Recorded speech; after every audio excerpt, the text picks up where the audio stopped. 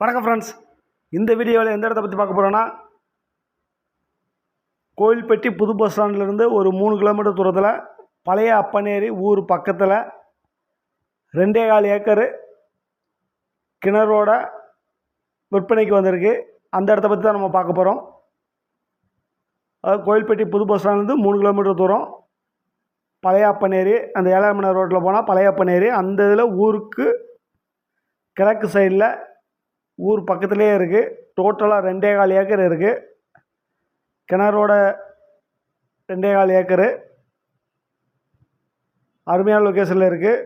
Party டோட்டலாக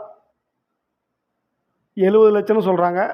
டோட்டலாக 2.25 acre கிணறோட 70 லட்சம்னு சொல்கிறாங்க. ஊருக்கு பக்கத்துலேயே இருக்குது.